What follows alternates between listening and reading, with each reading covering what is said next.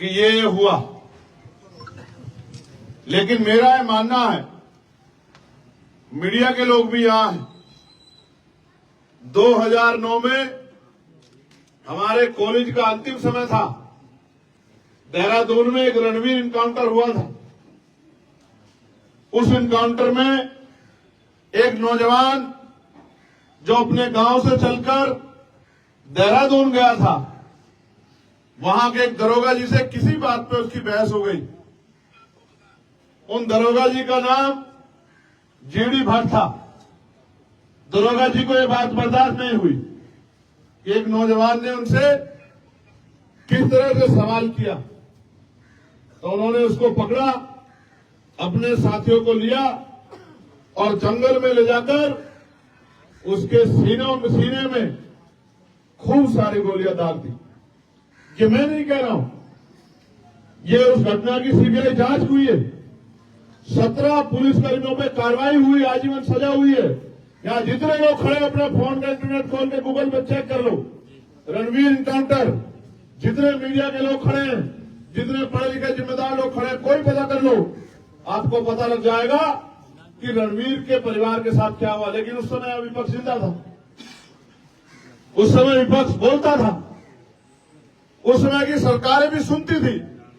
लेकिन आज गूंगी बहरी सरकारें बैठी हुई है और विपक्ष मुंह पे ताला लगा के बैठा है।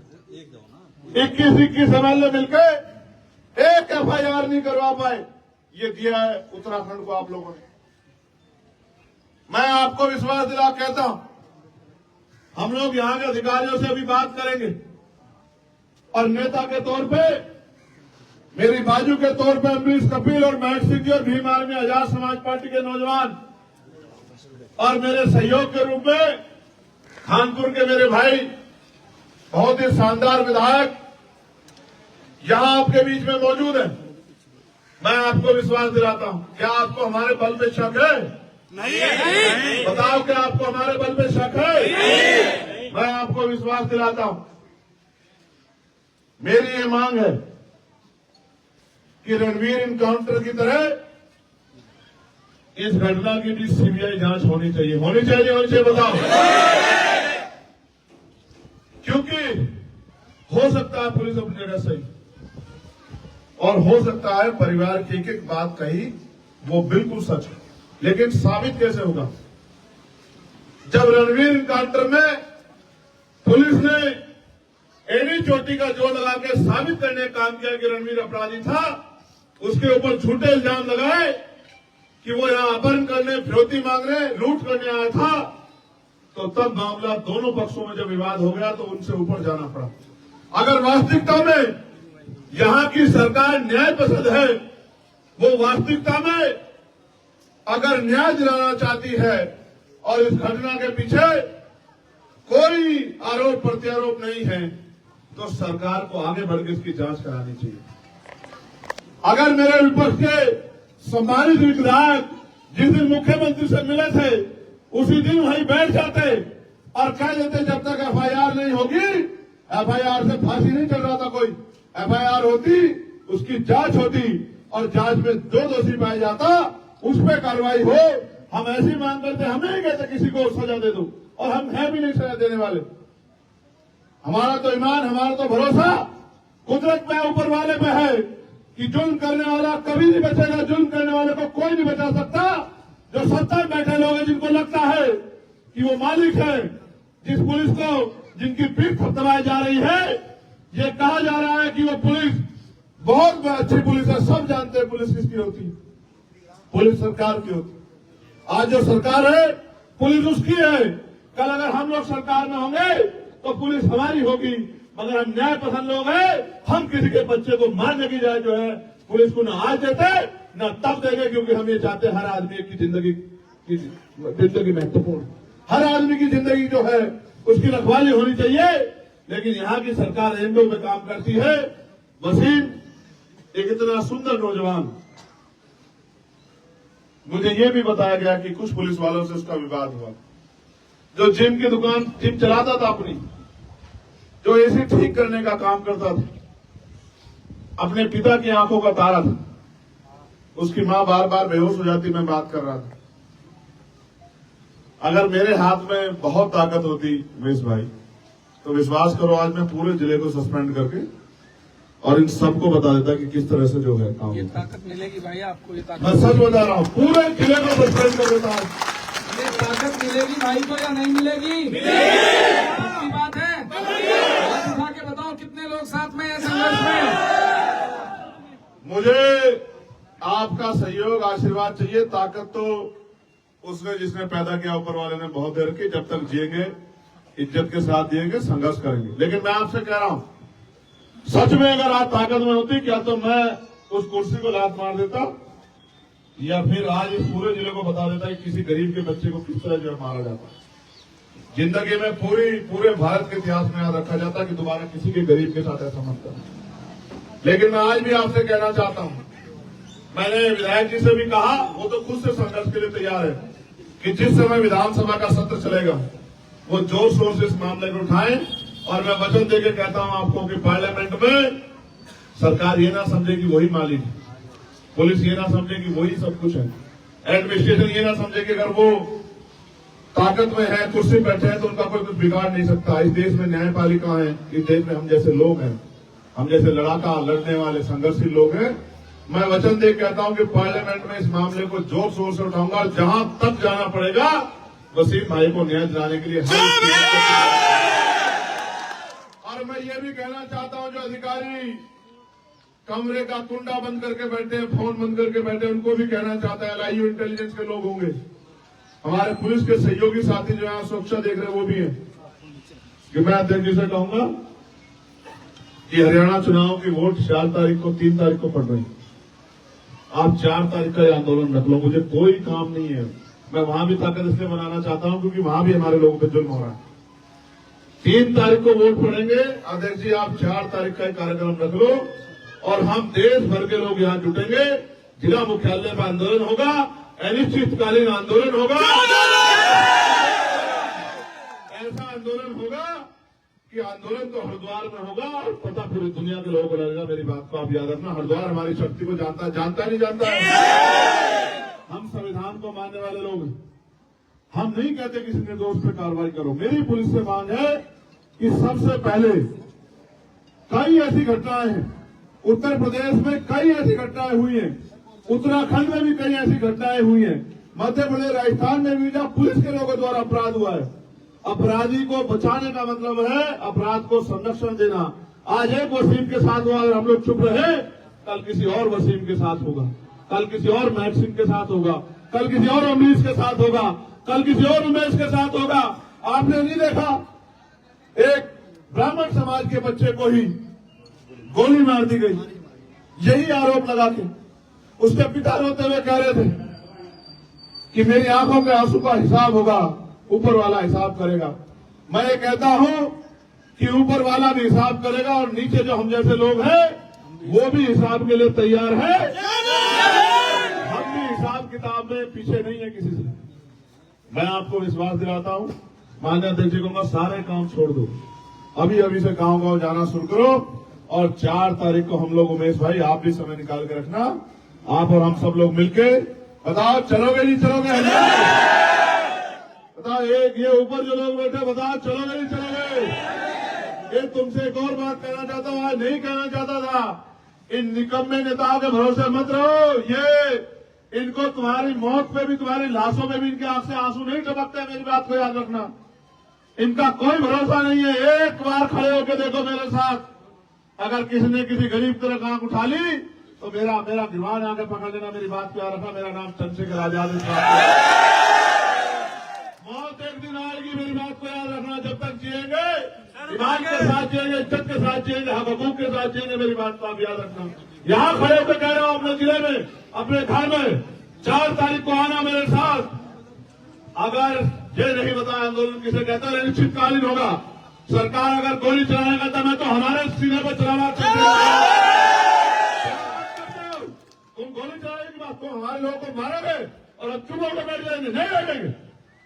हमारा सीना रहेगा, आगे चलाना गोली, हम देखेंगे तुम्हारे कितना पीतल है तुम्हारी बंदूकों में। गोलियों से मौत एक दिन आएगी, चेहरे भी देखेंगे तुम्हारी। लेकिन तुम्हें कह रहा हूं खड़े हो जाओ।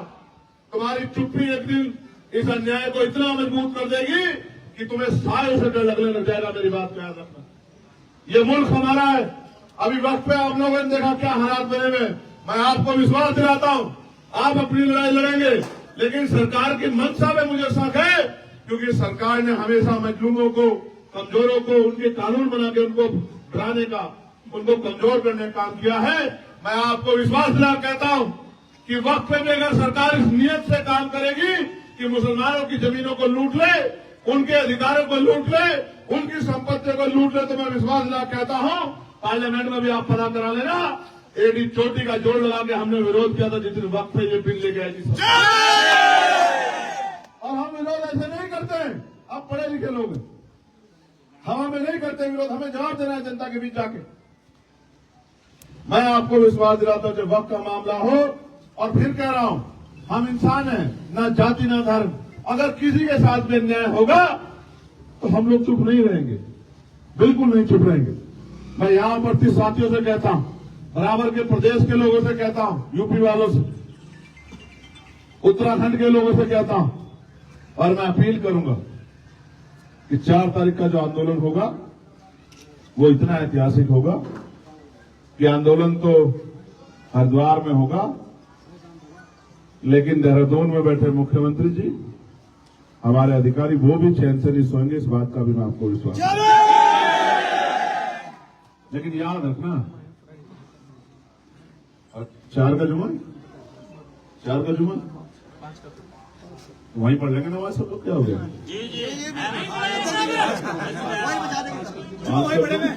पाँच तारीख तय कर लो, बताओ मैं जी 3 कर दूं, 3 कर देता हूं, छोड़ दो। 4 को क्यों चक्कर में पड़ रहे हो? 3 तारीख 3 ठीक है। ये 3 मेरा बहुत अच्छा दिन है, वहां ना हरियाणा में। नहीं 3 का ठीक है, ठीक है 3 का। 3 का नहीं है चुनाव, 5 को वोट पड़ेंगे, 3 का प्रचार का आखिरी दिन है। तो प्रचार करके आओगे ना फिर? हाँ ये भी है, मैं छोड़ दूंगा प्रचार। नहीं 5 तारीख, पक्का? 5 तारीख, अच्छा 5 तारीख, चलो अच्छा डन होगी, क्यों 5 तारीख 5 कर दो। चलो अच्छा दिन तय कर, अभी तारीख दोबारा सुन लो। 5 को इन्होंने पिछली बार रुड़की में किया था, और इस बार 5 को होगा हरिद्वार। और जितने लोग यहाँ खड़े हैं ऐसे मुट्ठी बंद करो, ऐसे वादा करो मुझसे कि एक आदमी 10 लोग लेके आएगा। आगे नहीं आओगे? पक्का? सोच लो, जेल जाना पड़ सकता है, लाठियां खानी पड़ सकती है, सोच लो। इस हौसले के आगे तो पहाड़ झुक जाएगा मेरे बहादुर साथियों। अभी हौसले की वो कहते हैं ना कि संघर्षों के साय में घनघोर जवानी पलती है, और इतिहास उधर झुक जाता है जिस और जवानी चलती है। ये जवानी और बड़ों का अनुभव 5 तारीख को इनकलाब लिखा, नोट कर लो डायरियों में। क्या तारीख? दिन है शनिवार, और संडे की छुट्टी बनेगी भाई। रोटी का भी व्यवस्था करके चलना। आंदोलन एक दिन का नहीं होगा, आंदोलन तब तो होगा जब तक हमारी मांगे पूरी नहीं होगी। फिर कह रहा हूं, दोबारा सुनो, अनिश्चितकालीन। मैं नहीं जाऊंगा छोड़ के, नहीं जाऊंगा। मेरी लाश तो वहां से जाएगी, मैं वहां से जेल तो जाऊंगा, लेकिन आंदोलन छोड़ के नहीं जाऊंगा। आप लोगों को वचन देख कह रहा हूं। लेकिन आप भी तय करके आना, आप भी तय करके आना कि आप चैन से नहीं बैठोगे, आप भी रोटी की व्यवस्था करके आना। ऐसा ना हो कि भूखे रखते हो सब लोगों को, ऐसा तो नहीं करोगे। तो बाकी झूठी एफआईआर भी हुई है। मांग सिर्फ यही नहीं है, मांग ये भी है कि वो झूठी एफआईआर भी खत्म की जाए। होनी चाहिए, होनी चाहिए। वो जो मैं जानता हूं डराने के लिए की जाती है, पुलिस सोचते डर जाएंगे, डर जाएंगे। कब तक डरते रहेंगे बताओ, कब तक डरते रहेंगे? डर रहे हैं तो भी मर रहे हैं। उत्तराखंड में तो अजीब सा माहौल बना दिया है। कोई कहता है खाली करो, खाली करो, भगाओ, नीचे भगाओ, ऊपर भगाओ। हाँ। देखो पहले ये महाराष्ट्र में होता था, भगाओ भगाओ भगाओ, मारो। अब ये उत्तराखंड में ये प्रैक्टिकल हो रहा है। भगाओ, यहां से भगाओ, उत्तरकाशी से भगाओ, यहां से भगाओ, चमोली से भगाओ, है भगाओ भगाओ भगाओ भगाओ। कहाँ भागेंगे भाई? अपना मुल्क छोड़ के कहाँ जाएंगे? कहीं नहीं भागेंगे। मरना है तो अपने मुल्क में मरेंगे, डर कर नहीं लड़कर मरेंगे। अगर मरना ही है तो शहादत देनी है तो देंगे। हमारे बड़ों ने दिए ना आजादी के लिए, दिया नहीं दिए? इंडिया गेट जाके देखो ना, देखो 52,000 लोगों के नाम मिलेगा नहीं मिलेगा, जाके देखो तो सही।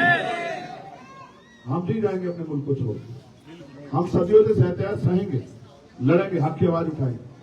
आप सब लोग यहाँ आए, इनका भरोसा, हिम्मत आपने बढ़ाई। ये वसीम के वालिद साहब में पिता है, वो जो देश का तिरंगा वहां लहर रहा है ना, उस तिरंगे को मैं सलाम करते हुए कहता हूं कि आप अपने आप को अकेला मत समझो, इतने वसीम है आपके। देखो बताओ इनके वसीम हो या नहीं हो, बताओ। ये सब आपके वसीम है और मेरा जीवन भर का रिश्ता रहेगा इस घर से। जब जब इस घर को मेरी जरूरत पड़ेगी बिना बुलाए आऊंगा। अपने आप को अकेला मत समझो, ठीक है? मगर अब आपसे आग्रह है कि आंखों में आंसू मत लाना। आपकी आंसुओं में मेरी हिम्मत तोड़ता ना, हिम्मत करो, सब करो। हम सब लोग प्रार्थना भी करते हैं, दुआ भी, कि आप लोग जो हैं आप लोग सब करें, ठीक है? आप सब लोग यहाँ पहुंचे। यहाँ तो मेरी लोकसभा के लोग भी चले आए, मैं विधायक जी को बता रहा था। अभी उधर सरदार साहब को, जावेद साहब को मैंने देखा, उधर ये खड़े थे, देखो इरफान भाई और सब लोग। और भाई यहाँ तक आगे मैं तो देख रहा था कि ये इनका मेरे बगैर जी नहीं लगता। जबकि मैंने तो कल का प्रोग्राम बना लिया कि भाई एक दिन कोशिश करके चुनाव छोड़ के जाके वहां जो है रह के आता हूँ, ठीक है? तुम लोग मुझे मिल लेना अभी, क्योंकि मुझे अभी मेरे 2-3 कार्यक्रम में मैं निकलूंगा, ठीक है? बहुत बहुत जितने साथी आए भीम आर्मी के, ये एक हमारा वो नौजवान कहाँ है, ये कहाँ है, वे इसका क्या नाम है, ये वो जो मोबाइल शॉप चलाता है, परवेज कहाँ है? ये और ये वसीम, तमाम साथी हमारे, मेहनत करो, मेहनत करो। ये जो हमारे सब लोग, मोहनलाल, तमाम साथी हमारे, नेता के साथ सब लोग, संदीप भाई, सब लोग मेहनत करो। सुमित, मेहनत करो, मेहनत से ही काम बनेगा, ठीक है? अब थोड़ा पीछे हो जाए, मीडिया के लोगों से बात करके अपनी बात उधर पहुंचे। जमाल जमाल करेंगे, जमाल और राजू साहब।